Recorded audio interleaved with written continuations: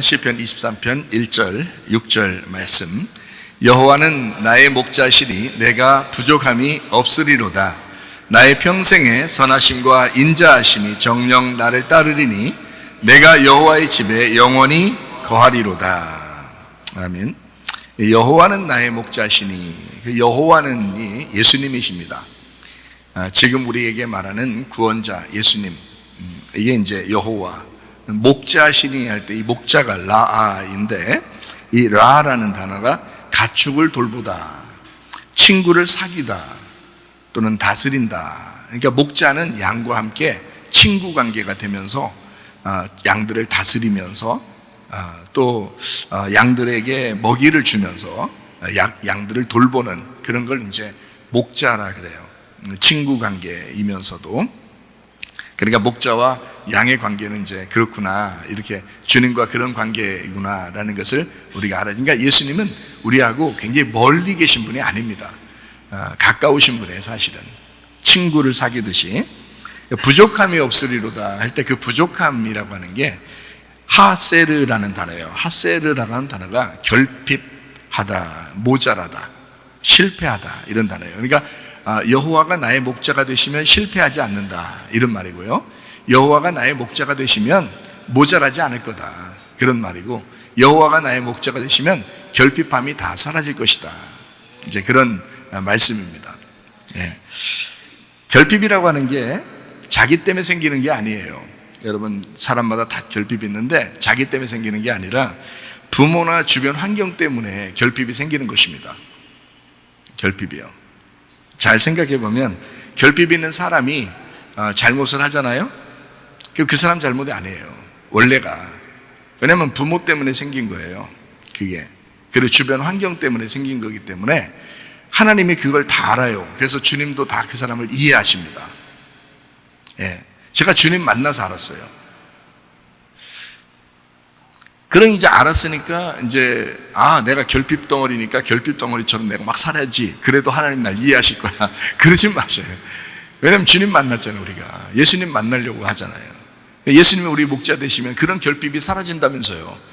그런데 왜 우리가 일부러 결핍처럼 이렇게 사냐고요. 하나님이 날 이해해 주시겠지 하면서. 이해는 하죠. 네가 결핍 덩어리라는 거 이해하고, 그건 네 잘못이 아니고 부모 잘못이야. 그건 철저하게 주변 잘못이야. 너 잘못이 아니라고. 그게 주변하고 그 가족들, 부모 때문에 생긴 것입니다. 그럼에도 불구하고 이제 우리가 예수님 믿었잖아요. 우리가 이제 천국 생활 하려고 하는 사람들이기 때문에 그러니까 이제 이런 결핍들을 사라져야지, 주님이 나의 목자가 되셔야지 라고 생각하고 사셔야죠. 그러다 보면 이제 결핍도 점점 사라지겠죠, 그죠? 그래서 우리는 하나님을 잘 알아가야 합니다. 하나님을요. 우리가 하나님을 아는 만큼 자기를 발견하게 돼요. 내가 이게 결핍 때문에 이런 일들을 했었구나.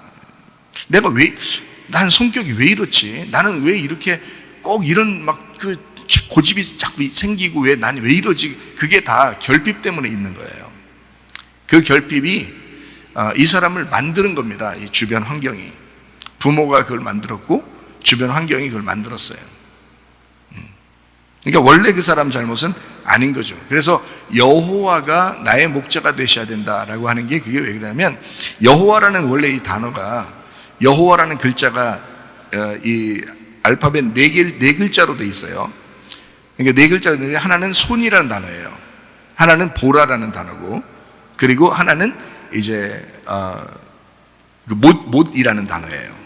그리고 하나는 보다라는 단어거든요. 그러니까 이게 손을 보아라, 못을 보아라, 이게 여호와라는 단어, 여호와라는 이름이란 여호와라는 히브리 글자가 그 네 글자로 돼 있어요. 그게 손을 보아라, 못을 보아라. 틀림없죠. 그게 누구를 얘기하는 거겠어요? 예수님을 얘기하는 거예요. 그러니까 예수님을 잘 봐라. 너를 위해서 못 박히신 예수님을 봐라. 그러면 그 여호와가 목자가 되시면 너의 결핍은 사라진다. 부족함이 없을 거다. 이렇게 되는 거예요. 근데 이제 그러면 내가 결핍이 아직도 있고, 아직도 부족한 게 있고, 그러면 뭘 못 봤다는 거예요? 나를 위해서 못 박히신 예수님을 자세히 몰랐다는 거예요. 자세히 그분을 모르니까 자기가 발견이 안 되는 거예요. 근데 내가 왜 그러지? 내가 왜 이러지? 막 이런다고요. 근데 사실은 여호와가 나의 목자가 되시면 모든 것이 해결되게 돼 있어요.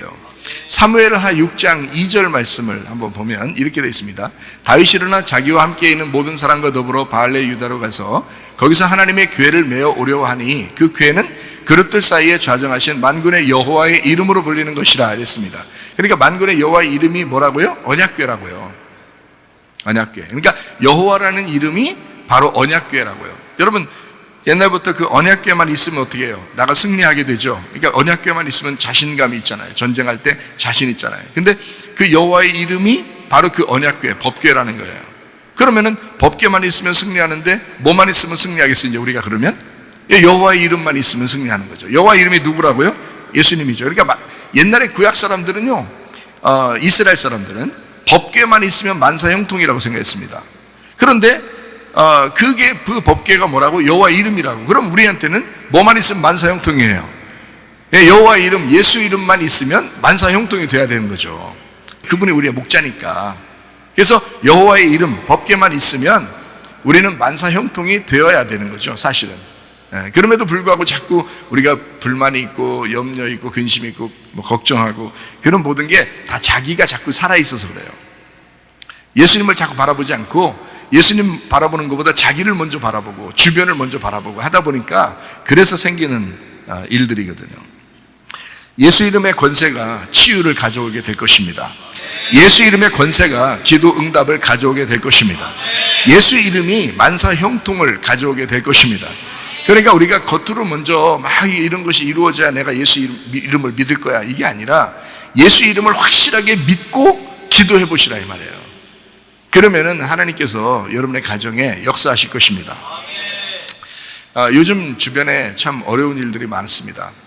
특별히 주사 맞는 거 있잖아요. 그거 조심해야 됩니다. 주사 맞는 거요. 조심해야 돼요. 왜 이렇게 주사를 많이 놓으려고 하는지 모르겠지만 주사 맞는 거를 좋아하지 않으셔야 돼요. 요즘 시대는요. 그러니까 이렇게 생각하면 딱 맞아요. 내가 병원 신세 지려고 그러면 그때가 주님이 날 부르시는 날이다. 그러기 전에 병원 신세 안 짓고 될 수 있으면 믿음을 가지고 좋은 생각 가지고 기도하면서 내가 살아야 되겠다, 이런 마음을 가지시면 오히려 그 사람이 더 건강하게 행복하게 살 수도 있을 거예요. 자꾸 병원 신세 지는 거 좋은 거 아닙니다. 근데 뭐 병원 신세 질 수 있는 상황이 오면 또 져야지, 또 그걸 갖다가 아니야 나는 안 돼 무조건, 아니 안 돌아가실 걸 자꾸 돌아가시게끔 노력하면 안 되죠. 제가 얘기하는 건 이제 진짜 특별히 하나님이 부르실 때가 돼서 이 사람을 병원 신세에 질 수밖에 없도록 그쪽으로 가게 돼서 마지막 거기서 인생을 마치게 되는 그때는 가야 되지만, 그때는 이제 가서 내가 다 내려놓고 주님 만나야 되겠다 이런 생각을 가질 때는 그런데, 될 수 있으면 그러기 전에는 될 수 있으면 병원 신세 안 짓고 가정에서 해결하면 더 좋아요. 교회에서 해결하고 가정에서 해결하고 그러면 오히려 더 건강하게 오래 살 것 같아요. 주사를 너무 의지하고 약을 너무 의지하니까 사람들이, 그러니까 문제가 생겨서 지금도요, 제가 알기로는 제가 잘 아는 대학 교수가 있습니다. 박 교수님이라고요. 그 대학 교수 남편이 갑자기 급성 심정지가 와서 사망했습니다. 지난달에요. 그 부인이 교수인데 정신이 없어가지고 지금 뭐 교수 일도 다 그만두려고 그러고, 갑자기 주사 맞아서 그래요. 그 이유가 딴 거 없습니다. 정말 건강하고 시골에 내려가서 농사 지면서 이렇게 앞으로 은퇴하고 살아야지라고 그렇게 건강하게 살던 사람인데 갑자기 심정지가 왔어요. 심정지가 급하게 옵니다. 갑자기 막히는 거예요. 피가 혈전이 생기면서 이 심혈관을 막아버리면 숨 못 쉽니다. 그냥 가요. 그런 사람이 지금 주변에요, 한두 명이 아니에요. 제가 알기로는 한두 명이 아닙니다. 그거 다 뭐 때문에 그러냐면 주사 맞아서 그래요. 수사라라는 여자가 있어요. 유튜버인데 급성 백혈병 왔어요. 아주 건강하게 먹는 거로 막 먹으면서 그냥 아주 그냥 한국 좋다고 먹는 거 이렇게 좋다고 그렇게 하던 사람이 갑자기 이번 달에 죽었죠. 백혈병이 갑자기 백혈병이 생겨버린 거예요. 전혀 건강 아무 이상 없었는데 백혈병이 갑자기 생기더니 한 3달 정도 병원에 입원하고 이번 9월 달에 이제 사망했습니다. 강집사 장인어른도 젊은 신체를 가지고 있었지만 급성 심혈관으로 사망을 했습니다. 지난달에요. 우리가 다 아시는 얘기죠. 요즘에 초등생, 중학생, 고등학생 할 것 없이 그냥 갑자기 사망하는 경우가 지금 생기고 있습니다. 자, 그런가 하면 방송으로 알려지고 사망 중증 또는 부작용 인정된 발표 난 것만 제가 알려드릴게요. 이렇습니다. 2022년 8월 4일 날 질병청 통계 주사 접종 사망자 2341명입니다. 통계 안 낸 사람이 더 있어요. 플러스 알파죠. 중증 환자가 17,097명입니다. 플러스 알파예요. 더 있어요. 통계를 안 냈으니까 그렇죠. 다른 사람들은. 전체 부작용 난 사람이 47만 3,755명이에요. 통계 안 낸 사람이 플러스 알파 더 있어요. 그러니까 말이에요. 순간적으로 지금 문제가 생기고 전혀 건강했던 사람이 갑자기 이상 증상이 와서 이제 통계를 내서 이제 거기 신고가 되고 진짜로 인정받은 사람들이 이렇단 말이에요. 인정 안 받고 아직 통계도 내지도 못한 사람이 엄청 많아요. 그러니까 지금요, 주사 맞은 사람들 중에서 갑자기 어떻게 될지 모르니까 조심해야 합니다. 주사 맞은 사람들은. 이게요, 그냥 멀쩡하다가 갑자기 팍 쓰러져 버려요. 이건요. 그런 통계가 지금 이렇게 나와 있잖아요. 이건 질병청 통계입니다.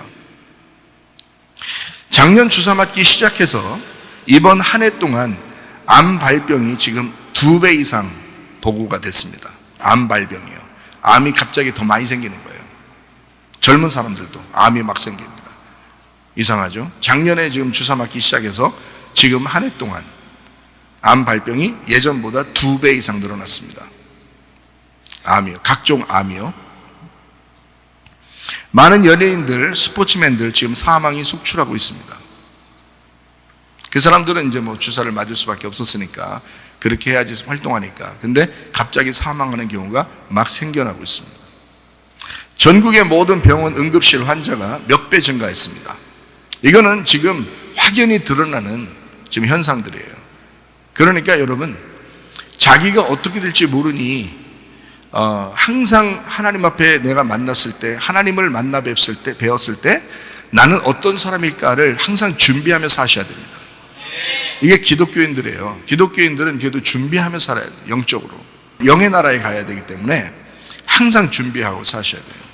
지금도 그래서 영의 나라에 우리가 사셔야 됩니다. 육신적인 나라에 살지 말고 영의 나라에 사셔야 돼요. 그래도 좋은 소식이 있습니다. 마스크 강요할 수 없다고 방역대책본부에서 발표했습니다. 마스크를 강요하면 안 된다. 또 코로나는 감기였다라고 질병청에서 이번에 발표했습니다. 코로나는 감기였다. 감기 조심하세요. 이렇게 옛날에도 있었어요. 항상 감기 조심하세요 그러잖아요. 환절기 때 감기 조심하세요 하는 것처럼 지금 이제 코로나 조심하세요 이 말은 감기 조심하세요로 이제 다 바뀌었습니다. 발표했어요. 질병청에서요. 자, 아무도 믿지 않더라도 진실은 진실입니다. 모두가 믿더라도 거짓은 거짓이라는 겁니다. 아는 게 적을수록 잘 복종한다는 통계가 나와 있습니다. 아는 게 없으니까 그냥 누가 얘기했대 그러면 그냥 막 믿는 겁니다. 자기가 알아보려고 하지도 않아요. 왜? 자기는 배운 게 없으니까. 일단 먼저 속아 넘어가지 말고 잘 알아봐야 할 것입니다. 이런 문제들이요. 앞으로 아픈 사람들이 속속들이 나타날 것입니다. 점점 더 나타날 거예요. 예배드리다가 치유의 경험하시기를 바랍니다. 우리는 그 방법밖에 없어요. 제가 도와드릴 수 있는 방법도 그 방법밖에 없습니다. 하나님이 여러분을 돌보셔야 돼요. 하나님이 여러분의 그 혈관이 막히지 않도록 계속 열어주시면 되는 거거든요. 근데 그게 만약에 하나님이 도와주시지 않거나 뭔가 잘못 먹었거나 이제 문제가 생기거나 하면 안 됩니다. 자, 시편 23편 1절 말씀이요. 여호와는 나의 목자시니 내게 부족함이 없으리로다. 시편 23편 6절 말씀. 내 평생에 선하심과 인자하심이 반드시 나를 따르리니 내가 여호와의 집에 영원히 살리로다. 여기에 이제 내가 여호와의 집에라고 하는 게 어디겠어요? 이 땅에서는 이 땅 교회입니다. 또 하늘에서는요, 하늘 교회입니다. 그러니까 여호와의 집에 영원히 살리로다라고 했습니다. 주님이 우리의 목자 되시는 목적은 우리가 여호와의 집에 영원히 살기 위해서 그런 거예요. 이 땅에서는 교회에 영원히 살게 하기 위해서, 하늘나라에 가서는 하늘나라 교회, 천국에 영원히 살게 하기 위해서 우리의 목자가 되시기를 원하시는 거죠. 자, 이해가 되시죠? 무슨 말인가? 자, 여호와가 나의 목자시면, 자, 여러 가지 세상 돌아가는 것을 아는 것에도 부족함이 없어야 되겠고, 사랑받는 것도 또 사랑하는 것도 부족함이 없어야 됩니다. 여호와가 나의 목자시니까 뭐 결핍이 사라져야 되잖아요. 부족함이 없잖아요. 그러니까 사랑하는 것도 사랑받는 것도 부족함이 없어야 되죠. 여호와가 나의 목자가 되시면 나의 운명도 바뀌어야 되죠. 우리의 운명도 바뀌어야 됩니다. 우리의 취미생활도 바꿔놓아야 됩니다. 왜냐하면 우리가 여호와의 나의 목자시니까 우리가 여호와를 알아야 되잖아요. 그러니까 자꾸 알아가야 되니까 취미생활을 그쪽으로 바꿔야 되잖아요. 우리가 기독교인이라면, 교회 다니는 사람이라면 취미생활을 바꾸셔야 합니다. 잘못하면 취미생활이 세상적이 될 수 있거든요. 그것도 재밌어요. 그렇지만 우리는 재미를 좀 바꾸셔야 돼요. 여호와가 나의 목자가 되신다면 직장생활, 학교생활, 사회생활, 가정생활, 교회 동료들과의 생활 꽤 성공적이 될 것입니다. 여호와가 나의 목자가 되시면요. 여호와가 나의 목자가 되시면 부모 자녀 관계, 부부의 관계, 친구 관계 꽤 성공적이 될 것입니다. 왜냐하면 나의 결핍이 사라지니까. 근데 나의 결핍이 있는 한 잘 안 돼요. 관계가 자꾸 흐트러진다고요. 그래서 관계를 자꾸 좋게 하려면 여호와가 나의 목자가 되셔서 마음에 평안이 와야 돼요. 안심이 돼야 돼요. 그래야 관계들도 다 좋아집니다. 자기가 조급하고 화나니까 관계를 다 흐트러 버리는 거예요. 네. 관계가 좋아져야 돼요. 양이 목자를 알고 생활하는 것은 아주 중요합니다. 목자가 양을 알죠. 예수님은 분명히 날 잘 알죠. 근데 내가 예수님을 잘 아느냐, 이 중요하잖아요. 자, 목자를 잘 알면 양이 도망가겠습니까? 목자를 잘 모르니까 막 양이 도망가는 거예요. 목자가 어떤 분이구나 라는 것을 알게 되면 안 도망치죠. 그러면 잃어버리지 않습니다. 목자를 모르니까 잃어버리는 양이 되는 거잖아요. 그죠? 그러니까 목자를 자꾸 알아가야 돼요. 목자로부터 도망가지 말아야 되니까 목자를 잘 알아야 돼요. 디모데후서 3장 16, 17절 말씀입니다. 모든 성경은 하나님의 감동으로 된 것으로 교훈과 책망과 바르게 함과 의로 교육하기에 유익하니 이는 하나님의 사람으로 온전하게 하며 모든 선한 일을 행할 능력을 갖추게 하려 함이라. 우리 교회의 특징을 보면 설교 시간에도 그렇고 평상시에 얘기할 때도 그렇고 목사가 좀 재미없을 때도 있습니다. 왜 재미없는가 하고 들어보니까 맨 성경 얘기한다는 거예요. 맨 성경 얘기. 그러니까 교회에서 말씀을 할 때도 성경 얘기만 하고 또 평상시에 사람들하고 얘기하려고 할 때도 성경 얘기를 주로 하려고 그러고. 그러니까 재미없는 사람은 참 재미없다고 생각될 거란 말이죠. 그러니까 잘 보세요. 생각해 보세요. 자, 나는 목사로서 성경을 가르치고 싶어요. 성경을 가르쳐야 되는 사람입니다. 목사로서. 뭐 다른 거 얘기해 주는 건 정치, 경제, 문화, 예술 뭐 이런 것들은 그들의 전문가들이 있잖아요. 그들이 또 가르칠 거라고요. 그런데 목사는 성경에 대한 전문가예요. 성경을 어쨌든 가르쳐야 돼. 그죠? 그러니까 저는 목사로서 성경을 자꾸 가르치려고 한다고요. 왜? 성경을 알면 진리가 보이기 때문에 그렇습니다. 저도 그 진리를 깨달았고, 야, 이런 거구나. 너무너무 좋으니까, 이렇게 음식을 먹으면 너무 맛있으면 막 이렇게 먹어보라고 하잖아요. 그런 것처럼 너무 좋으니까, 이 진리의 말씀이 너무 좋으니까, 이거를 자꾸 소개하고 싶은 거예요. 목사로서. 그게 나의 그 사명이고, 나의 기쁨입니다. 내가 어느 날 나의 사명을 다하면 주님이 날 불러가시겠죠. 그때까지는 주님이 내가 있는 그 사명을 잘 감당하라고 주에게 이제 살게 하는 겁니다. 삶의 목적이 그런 거죠. 주의 종이니까. 자, 진리를 알게 되니까 참된 것을 자꾸 깨닫게 되죠. 그러니까 속지 않을 수 있는 거예요. 속아 넘어가지 않는 겁니다. 그러니까 진리를 자꾸 깨닫는 거예요. 모르니까, 자, 이게 그렇죠? 미련하고 배우지 못했다고 생각되면 다른 사람에게 복종하고 어쨌든 그 사람 말을 자꾸 따르게 돼 있거든요.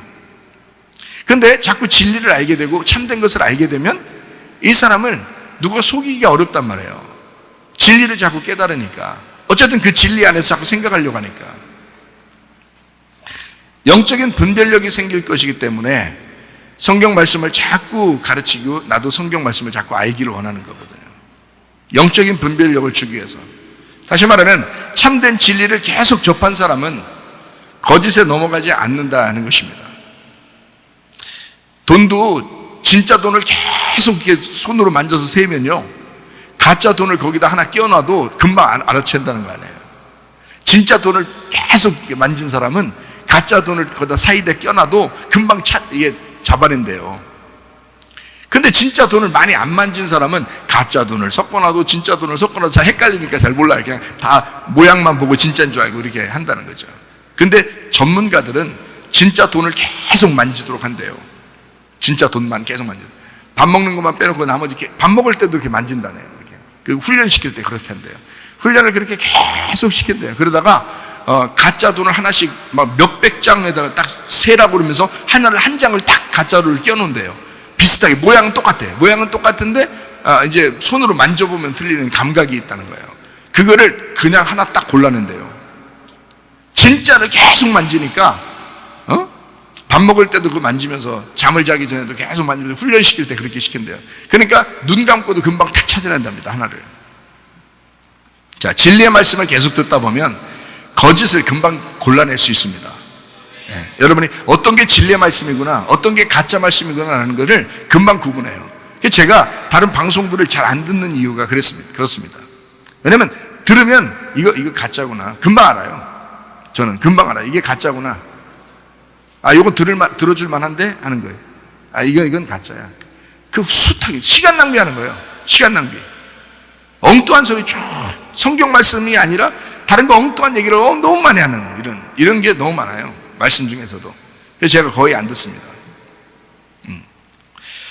마찬가지로 참된 진리를 깨닫게 되면 거짓을 금방 구분할 수 있게 돼서 잘 안 넘어간다는 겁니다. 영어 8장 32절 말씀이에요.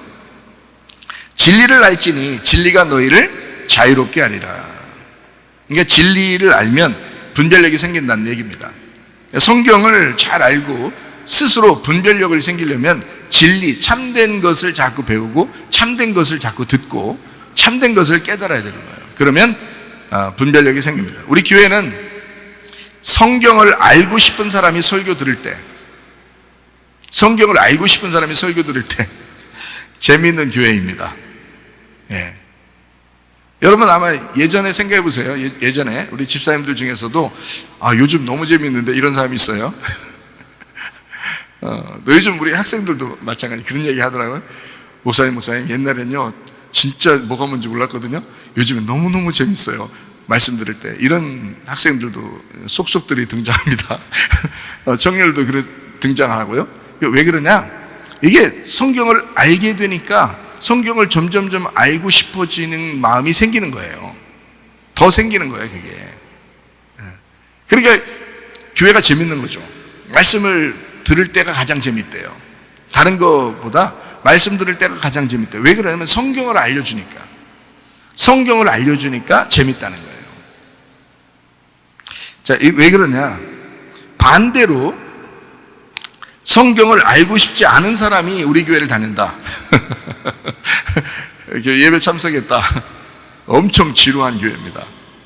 엄청 지루한 교회. 재미난 얘기 별로 안 하잖아요. 재미나고 막 웃기고 이런 얘기 잘 안 하고, 그러니까 지루하단 말이에요. 설교도 지루하고 어떨 땐 좀 길다 느껴지고 이렇게 생각되는 교회. 성경 알고 싶지 않은데 그냥 가만히 앉아있다가 예배 끝나면 가고 싶은데, 근데 앉아있어야 돼. 안 드리고 가면 예배 안 드린 것 같으니까, 벌 받을 것 같으니까. 그러니까 예배는 드리고 와야 돼 라고 생각하는 그런 사람들이 앉아있으면요, 굉장히 지루합니다. 우리 교회가 빨리 끝났으면 좋겠다고 생각하죠. 교회 빨리 끝났으면 좋겠다. 그게 이제 자기들끼리 생각하면 좋은데, 그게 목사 귀에까지 들려오면 목사 상처받습니다. 근데 어떤 사람이 또 상처를 또 아물게 위로해 주는 사람이 또 있어요. 목사님 설교 짱이에요, 뭐 재밌어요, 막 이런 사람이 있으면 또 이제 목사 상처가 싹 아물죠. 밴드 싹 붙여놓죠 이제. 우리 교회 다니려면, 그래서 제가 이제 여러분 상황을 얘기해 드리는 거예요. 왜냐면 교회 재밌게 다녀야 하잖아요. 그래서 우리 교회 다니려면 이렇게 해야 됩니다. 취미생활을 성경과 기도로 바꾸셔야 합니다. 취미생활을. 여러분의 취미생활이 뭐겠어요? 드라마 보는 거? 영화 보는 거? 뭐 당구 치는 거? 축구하는 거? 뭐 노는 거? 아니면 게임하는 거? 또 친구들 만나는 거? 아니면 먹방? 여러분 취미생활들이 있을 거 아니에요. 그래서 취미생활을 여러분 우리 교회에서 재밌는 교회로 만들고 자기를 재밌게 만들려면, 예배를 재밌게 만들려면 취미생활을 성경과 기도로 바꾸셔야 됩니다. 이게 취미생활을. 그렇지 않으면 교회만큼 지루한 데가 없어요. 여러분, 특히 우리 교회 같은 만큼. 그런데 취미생활이 성경을 알고 싶고 하나님하고 가까워지고 싶은 사람은 우리 교회만큼 재밌는 데가 없어요. 어디 있겠지, 뭐 또 있겠죠. 그러나 우리 교회 다니는 사람한테는 우리 교회가 그렇게 재밌는 거예요. 그 알고 싶은 사람한테, 성경을 알고 싶은 사람한테. 그러니까 취미생활을 바꾸셔야 돼요. 성경과 기도에 취미가 있는 사람들은 영적인 것이 즐겁다는 사실을 깨닫게 되고 자연스럽게 우리 교회를 사랑하게 됩니다. 이거는 뭐 당연한 거예요. 취미가 바뀌었으니까, 그 취미 생활에 만족하게 해주니까, 교회가 자기 취미에 만족하게 해주니까 우리 교회만큼 좋은 교회가 없다, 교회가 사랑스럽다, 목사님 너무 좋다, 이렇게 얘기하게 되죠. 그런데 취미 생활을 그렇게 하지 않으면 이게 안 돼요. 지루하고 안 좋죠. 별로 관계도 막 하고 싶지도 않고 그냥 빨리 끝나, 일단 무조건 빨리 끝나야 된다고 생각하고 그런 사람들이 좀 있죠. 원래 가지고 있는 습관이 영적인 것이 아니고 육체적인 삶이 습관이 된 사람들이 있습니다. 취미로 육체적인 것을 자꾸 찾게 되는 사람. 우리가 원래 그렇잖아요. 원래 자리로 돌아가려고 하는 그 회귀 본능이라는 게 있어요. 자기가 원래 자리로 돌아가려고. 이게 나이가 먹을수록 어디로 가고 싶다 그래요? 고향으로 가고 싶다, 이런 말 들어봤죠. 나이가 먹으면 고향을 찾는다, 이런 얘기를 들어보거든요. 이게 회귀 본능이거든요. 왜 물고기 중에서도 자기 원래 태어났던 장소로 막 물을 거슬러 올라가서 이렇게 가는, 고향을 찾아가는 물고기도 있잖아요. 이거 회귀 본능이라고 그래요. 인간은 원래 어떻게 태어났냐면 육체적인 삶을 살도록 태어났어요. 그러니까 인간의 육체는 항상 육체적인 삶이 좋은 거예요. 그러니까 여러분, 많이 먹이고 많이 놀게 하고 많이 쾌락적이고 그러면 그거를 싫어할 사람이 없어요. 사람을 유혹할 때 그래서 막 성적인 것으로 유혹하죠. 먹는 것으로 유혹하죠. 노는 것으로 유혹하고 그러잖아요. 이 세상이 그렇게 만들어졌다고요. 이 세상이. 왜?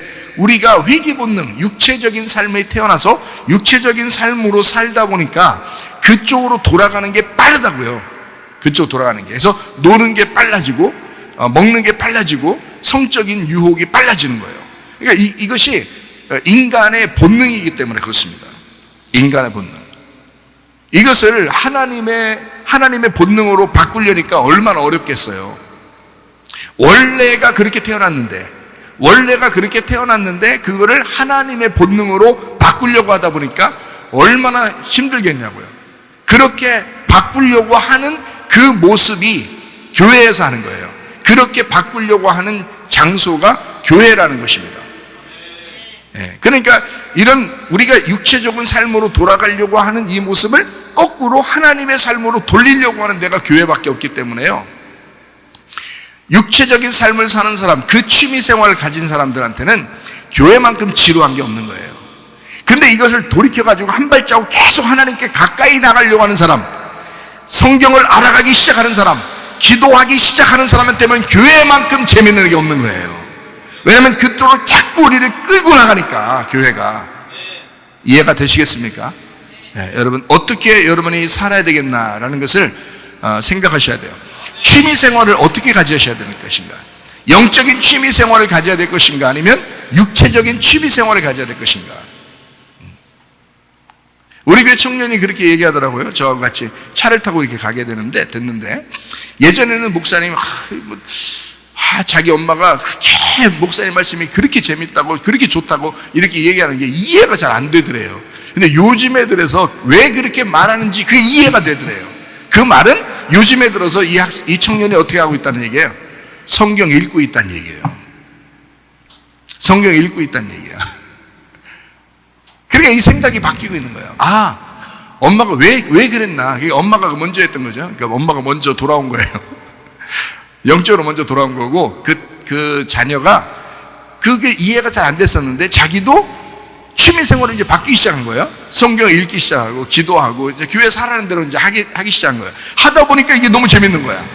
그러니까 말씀을 새로 들어도 너무너무 재밌는 거예요, 막. 취미가 바뀐 거예요. 그러니까 엄마가 이해가 되더래. 엄마가. 참 놀랍죠. 성경과 기도의 습관이 없었더라도 자꾸 성경과 기도의 습관을 하다 보면 영적인 것을 좋아하게 될 것입니다. 우리 교회도 좋아하게 될 것이고요. 목사님도 좋아하게 될 것이고. 그러니까 목사님이 나 목사님 좋아해야 돼 라고 말 안 해도 돼요. 말씀을 좋아하게 되면 목사를 가까이 하고 싶어지거든요. 말씀을 좋아하게 되면. 습관이 영적인 재미로 바뀌도록 해야 합니다. 취미 생활이 바뀌셔야 돼요. 그러면 습관이 되고, 습관이 이제 자기 생활을 이끌어가는 그 생활이 되는 거죠. 성경 읽는 취미 생활. 좋잖아요. 너무너무 좋잖아요. 교회니까 그렇게 얘기하죠. 내가 할 일이 얼마나 많은데, 그렇게 생각할지 모르지만, 그런 할 일 많은 사람 중에서도 성경 읽는 취미를 가진 사람들도 있어요. 당신보다 더 바쁜 사람도 성경 읽는 취미 생활하는 사람이 많습니다. 기도하는 취미 생활 참 놀랍죠. 자기가 일하면서도 공부하면서도 중간중간 틈나는 대로 기도할 수 있습니다. 충분히 할 수 있습니다. 교회 동료들과 식사하는 취미 생활, 이거 바로 좋은 취미 생활들입니다. 습관이 인격이 되면 다른 길을 찾으려 하다가도 성령의 인도를 따르려고 되돌아오게 될 것입니다.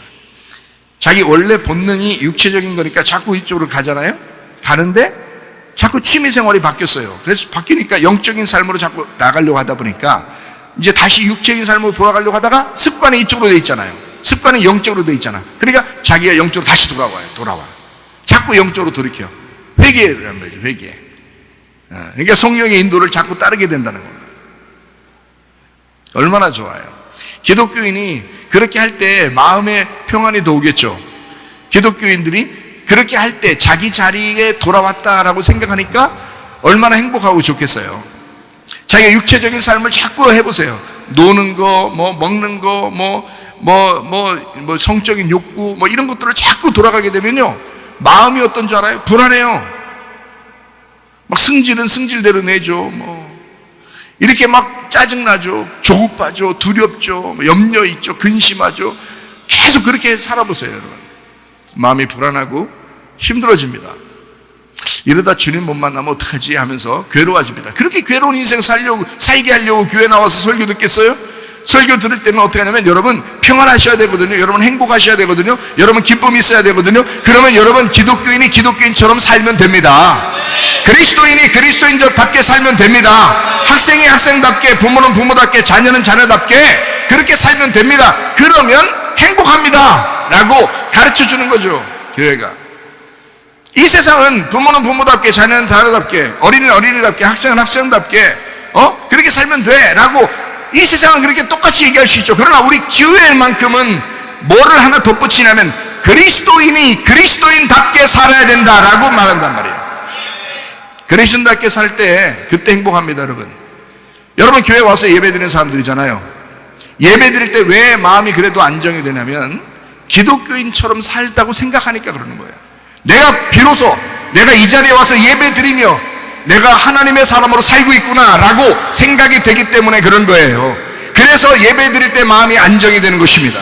기독교인이니까, 우리가 그리스도인이니까 그런 거예요. 그리스도인은 그리스도인다울 때 그때 행복을 찾는 것입니다. 성경을 읽으시기 바랍니다. 말씀을 들으시기 바랍니다. 기도하시기를 바랍니다. 그게 우리가 해야 할 일이라 이 말이에요. 취미생활을 바꾸시라고요. 다른 취미생활 하는 것보다 시간을 더 취미생활을 영적인 취미생활로 바꾸시란 말이에요. 그러면 교회가 더 좋아질 것입니다. 목사가 더 좋아질 것입니다. 목사 설교가 더 좋아질 것입니다. 취미생활을 바꾸다 보면 어린아이들과 같이 참 순종 잘한 아이들이 없죠. 어린아이 같이 순종하고 단순한 진리의 말씀대로 살려고 하다 보면 천국의 삶을 누리게 될 것입니다. 그래서 우리는 순종할 때 어떻게 순종해야 되냐? 어린아이처럼 순종해야 돼요. 말씀 설교 들을 때 말이에요. 다 말씀 좋다고, 은혜스럽다고, 교회 좋다고, 목사님 좋다고 하는 사람들은 특징이 있습니다. 말씀에 순종하려고 합니다. 말씀 들으면 막 순종하려고 그래요. 우리 교회 청년들 결혼하게 되면 신혼생활 하거든요. 아이도 낳고. 그런데 막 너무너무 아름답게 잘 살아요. 왜 그런지 아세요?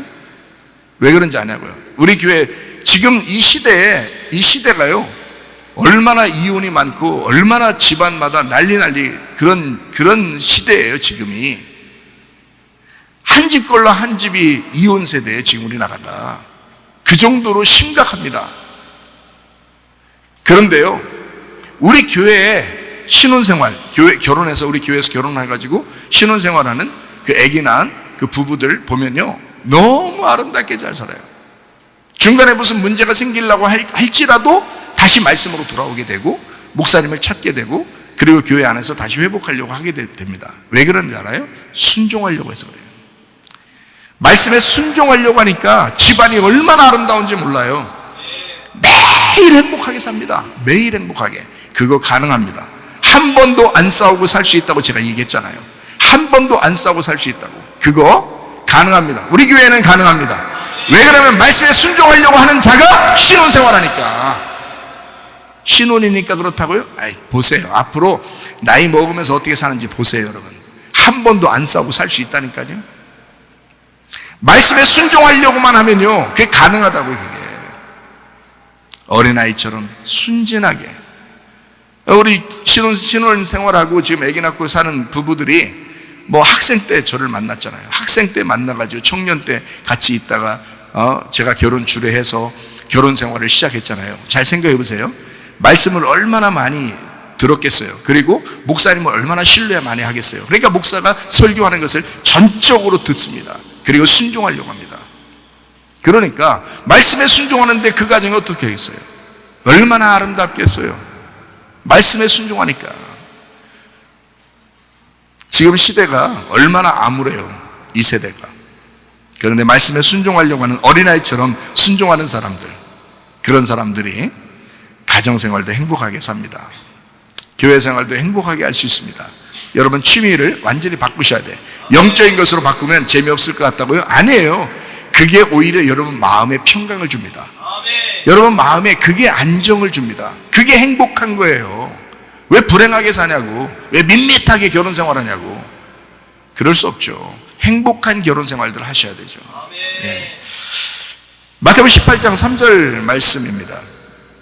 이르시되 진실로 너희에게 이르노니 너희가 돌이켜 어린아이들과 같이 되지 아니하면 결단코 천국에 들어가지 못하리라. 어린아이들 같이 순수한 거 있잖아요. 순진하게 순종하는 거, 그렇게 하라는 거예요. 그렇게 한 사람들이 우리 교회에서, 그렇게 한 부부들이 행복하게 사는 거 딱 보이지 않습니까? 말씀에 순종한 어린아이 같이 그렇게 살려고 하는 사람들이. 그래서 저는 지금 앞으로 결혼할 청년들 별로 걱정을 안 합니다. 이들이 말씀을 순종하면 그 선배들처럼 계속해서 행복한 가정생활을 만들 거니까 저는 그걸 믿습니다. 근데 그게 안 되면요, 세상에 나가보세요. 이거 가정생활 유지하기 힘듭니다. 승질이 얼마나 나는지 말이에요. 근데 그 승질을 어떻게 컨트롤 하는지, 그게 영적인 세계에서는 가능한데 이 세상의 육체적인 삶에서는 불가능하단 말이에요. 승질이 왜 안 나겠어요? 짜증이 왜 안 나겠어요? 왜 자기도 좀 대우받고 싶고 자기도 알아달라고 좀 이렇게 막 올라오는 게 왜 없겠어요? 그렇지만 그것을 통제할 만한 힘이 영적인 것에 있다고요. 말씀에 있다고요. 그러니까 그게 통제가 된단 말이에요. 그러니까 유지가 되는 거야. 그걸 순종하지 않으려니까, 말씀을 순종하지 않으려니까 자기 뜻대로 살아야 되지. 자기 뜻대로 살아야 되니까 그 사람이 행복하겠냐고. 결국에는 불행하다고요. 나는 우리 교회가 모두 행복하길 바라는데, 행복한 삶을 살기로 하는데, 그래서 행복한 삶을 살려면 그러면 어떡하냐? 어린아이처럼 순종하라 이거야. 어린아이처럼 천국을 살아라 이거예요. 그러면 가능하다. 말씀이 천국이라는데, 말씀이 하나님이라는데, 천국이 하나님이라는데 그 말씀도 모르고 그 말씀도 사모하지 않고 무슨 천국이 자기 마음속에 있겠어요? 생각을 해보시라고. 그러니까 여러분이 오늘부터 취미생활 바꾸려면 뭐부터 하라고요? 성경 읽기 시작하라고요. 기도하기 시작하라고요. 그 취미생활을 바꾸시란 말이에요. 그러면 가능합니다. 우리 교회 성문 기도학교가 있습니다. 기도학교가 있는데 아이들, 학생들 계속 왜 그렇게 말씀으로 살려고 하고, 왜 애들이 어디 나가도 왜 인정받고, 가정에서나 직장에 가거나 또는 생활할 때 다른 사람들 만났을 때 왜 이렇게 인정받는지 알아요? 말씀으로 살기 때문에 그래요. 맨날 기도하고 자기네 집에 이렇게 보내도 자꾸 교회 오고 싶어하고. 왜냐하면 자기들이 말씀과 기도를 끊이지 않고 싶은 거예요. 계속 그렇게 살고 싶은 거예요, 아이들이. 그것만큼 행복한 게 어디 있어요? 생각해 보시라고. 선악의 도덕성이 형성되기 전 어린아이들이 있습니다. 어린아이들이죠. 모태에서부터, 뱃속에 있는 모태에서부터, 모태 한 살부터요, 초등학교 3학년 정도까지 그 사람들은 선악의 개념이 없어요. 뭐가 악한 건지 뭐가 선한 건지를 구분을 못합니다. 우리 교회에는 축복을 많이 받아서 진짜 어린아이들이 많아집니다. 어린아이들 자꾸 아기를 많이 낳으니까 너무 감사한데, 아기가 없는 사람들도 기도하셔요. 아기를 자꾸 보면서 기도하면 나옵니다. 이게 아기가. 실제로 그렇게 해서 아기 낳고 딴 데 이사 간 사람도 있죠. 이사는 왜 가 또? 이사는 어쨌든 아기를 그렇게 이뻐하더니, 우리 교회에서 아기를 너무너무 이뻐하더니 멀리 이사 갔어. 아이고 참.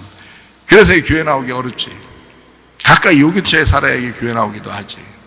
어쨌든 아기를 낳으려고 기도하면 하나님께서 해주셔요. 기회가 되면 해주십니다. 아기들이 참 많아요.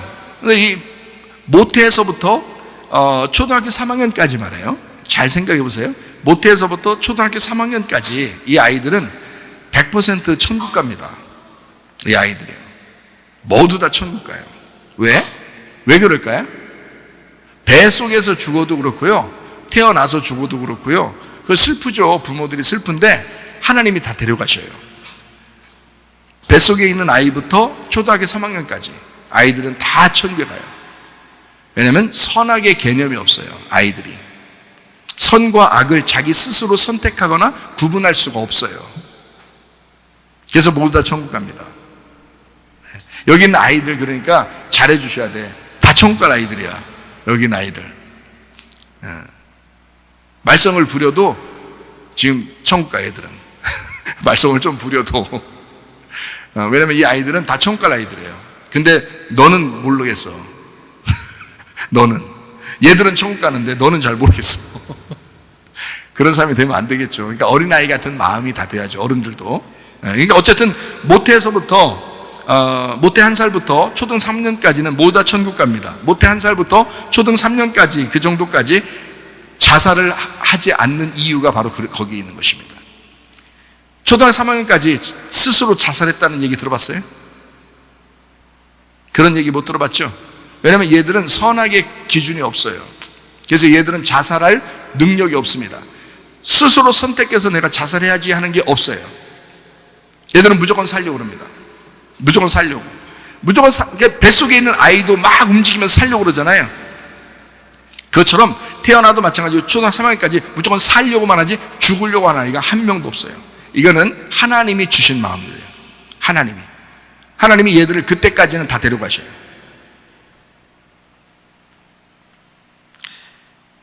초등 4학년 그 이후부터는 어떻게 할까 그럼? 초등학교 4학년 이후부터는 모두 자기들이 선택한 것에 의해서 천국을 살기도 하고 지옥을 살기도 합니다. 초등학교 4학년 이상부터는요. 옛날에는 초등학교 한 5, 6학년부터라고 얘기를 할 수 있었어요. 옛날에는. 근데 요즘에는 하도 미디어가 발달하니까 애들이 빨라졌어요. 빨라져가지고 초등학교 4학년 정도 되면 벌써 이미 악해요. 아이들이 악한 애들은 엄청 악합니다. 영악하다 그러죠? 영악하다. 속이고 영악합니다. 이게요, 초등학교 4학년 때부터는 이미 발달이 확 시작됩니다. 이때부터는 천국도 지옥도 자기가 선택하는 거예요. 지옥에 가면 여러분 혹시 알겠지만 초등학교 3학년 때까지의 그 태어날 때부터 1살부터 초등학교 3학년까지의 아이들은 없어요. 지옥에는 다 천국 가 있으니까. 근데 지옥에는 초등학교 4학년 이상부터는 지옥에도 있어요. 그 아이들이. 아이 때 죽으면 아이가 있는 거고 노인 때 죽으면 노인이 있는 거니까 그대로 가버리니까. 그러니까 순전하고 예쁜 어린아이들에게 여러분 천국을 심어주시기를 바랍니다. 이 아이들 하나님 아버지 마음과 어머니 교회의 마음을 자꾸 심어주셔야 합니다. 그들에게 교회를 알게 하고 하나님 말 알게 해야 됩니다. 그러려고 부모가 존재하는 거예요. 모태서부터 누구나 애정결핍이 존재합니다. 그 애정결핍을 해결해 주라고 부모를 준비시켜 준 거예요. 잘 생각해요. 애정결핍이 늘 있어요. 어린아이들도 애정결핍이 있습니다. 부족함이 있어요. 그때부터 그래 어린아이 때 모태 1살부터 초등학교 3학년 때까지 얼마나 사랑받고 싶겠어요. 이 아이들은 살고 싶으니까 사랑받고 싶은데 그때까지 진정한 사랑을 부모가 못 해주는 거예요. 그러면 그때 거의 다 애정결핍이 생겨요. 그래서 4학년 이상부터 자기가 선택하고 생각할 그때부터 자기가 선택하는데 악한 걸 선택할 수도 있다는 얘기입니다. 이 세상을 선택할 수 있다는 얘기예요. 그때부터는. 그 전까지는 안 그래요. 그 전까지는 애정결핍이 그때 생기는 거예요. 형성이 그때 생겨요. 어린아이 때부터 생겨요. 초등학교 4학년 이상부터는 자기 스스로 생각을 다 판단하기 때문에 그때부터 애정결핍이 많아지는 건 아니에요. 태어나는 때부터 초등학교 3학년 때까지가 애정결핍이 막 폭발적으로 일어납니다. 그래서 그때 엄청난 사랑을 쏟아 부어줘야 돼요. 그 아이들에게. 참 안타까워요. 그러니까 우리 교회에서 이 순진하고 예쁜 아이들이 참 많은데 이 아이들을 무조건적으로 사랑해 주시기를 바랍니다. 여러분, 이 아이들은 하여튼 애기만 보였다면 이런 애기들만이 아니에요. 초등학교 3학년까지를 얘기하는 겁니다. 그런 아이들만 봤다면 무조건이야. 무조건 안아주고 무조건 사랑한다고 그러고 무조건 너는 참 귀한 아이라고 그러고 너는 정말 하나님이 특별히 사랑하는 아이라고 계속 얘기해 줘야 돼요. 그리고 실제로 그렇게 또 해주셔야 되고요. 사랑을. 특히 부모들 아이들에게 그 부모의 마음을 하나님의 마음을 담아서 여러분을 만들어 놨는데 아이들한테 그 사랑 쏟아주라고 부모가 안 해주는 거예요. 자기도 바쁘다고. 애들끼리 큰다는겨. 그 옛날 말이에요. 조선시대 때나 말이에요. 그게 애들끼리 큰다고 조선시대 때나 하는 말이에요. 지금은요 부모가 하나님 아버지의 마음을 가지고 사랑해 주셔야 돼. 아이들을. 그렇게 우리 교회에서 지금 신혼부부들 그리고 그 아이들 얼마나 사랑받고 있는지 몰라요. 왜 그럴까? 말씀대로 살려고 그러니까 그래요. 순진하게 말씀을 순종하려고 사니까 아이들을 얼마나 사랑해 주는지 말해요. 이 아이들은 애정결핍 많이 없습니다. 그런 아이들은 애정결핍 많이 없어요. 그런 아이들을 그렇게 자라는 아이들하고 결혼해야 돼.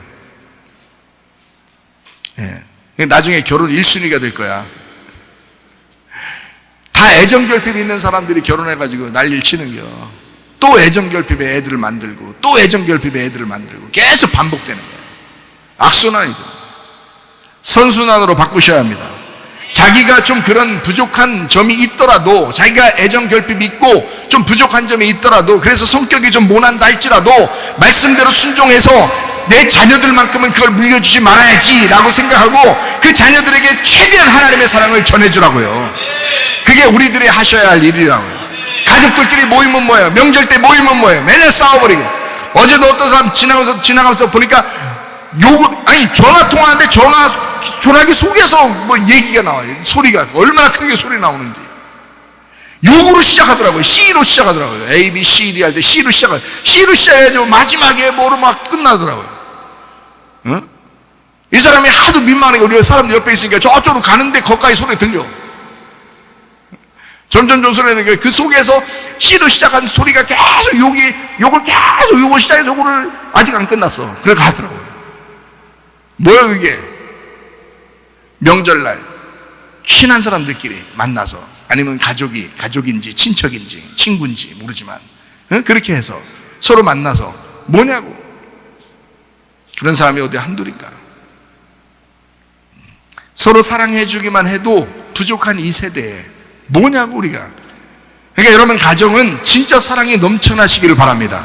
사랑으로 막 똘똘 뭉친 가정, 사랑만 해주다가 또 사랑만 받다가 천국 가는 가정, 얼마나 행복하겠냐고. 우리 모두 하나님 아버지가 필요합니다. 왜냐하면 하나님 아버지를 만나지 않고서는 애정결핍이 그대로 있기 때문에 그런 거예요. 여호와가 나의 목자가 되시면 애정결핍이 사라지니까, 그런 모든 부족함이 없어지니까, 여호와가 나의 목자가 되시면 다 부족함이 사라지니까, 결핍이 사라지니까, 실패하는 것이 사라지니까, 모자란 것이 다 사라지니까, 주님 만나면 해결되니까. 성경 한 구절 읽고 마치겠습니다. 로마서 8장 15절. 너희는 다시 무서워하는 종의 영을 받지 아니하고 양자의 영을 받았으므로 우리가 아빠 아버지라고 부르짖느니라. 얼마나 감사해요. 하나님 우리 보고 뭐라고 성경 말씀에 기록해놔요? 야, 너 아빠 아버지라고 그래. 나한테 아빠 아버지라고. 너 원래 내 아들은 아니야. 그런데 예수 믿고 예수님의 호주머니에 들어간 너, 난 아빠 아버지라고 그래. 내가 아들 삼았어. 아들 삼으면 상속은 똑같이 해줍니다. 여러분, 아들 삼으면요, 우리도 상속자예요. 예수님만 상속자가 아니라 우리도 상속자라고요. 하나님 아버지가 우리에게 그렇게 부탁합니다. 너 나를 아빠 아버지라 그래. 하나님 아빠 아버지가 우리 있으면요, 부족함이 사라져야죠. 갈라디아서 4장 6절입니다. 너희가 아들임으로 하나님이 그 아들의 영을 우리 마음 가운데 보내사 아빠 아버지라고 부르게 하셨느니라.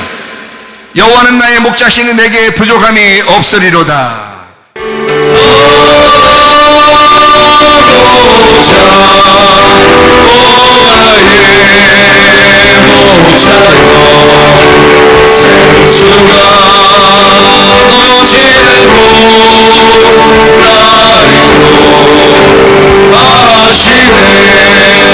우리 하나님 앞에 한번 기도하겠습니다. 우리 모두는 사실 결핍이 없을 수가 없습니다. 모두 다 부족하고 실패하고 결핍 가운데 살아왔던 사람들입니다. 그러나 앞으로 이런 결핍이 대물림되지 않도록 하나님 우리의 가정에 진실로 하나님의 놀라운 축복이, 여호와가 우리의 목자가 되셔서 우리의 부족함을 다 가져가 주시고, 여호와 우리의 목자 되신 주님, 우리 가정을 돌봐 주시옵소서. 책임져 주시옵소서. 한 목소리로 기도하겠습니다.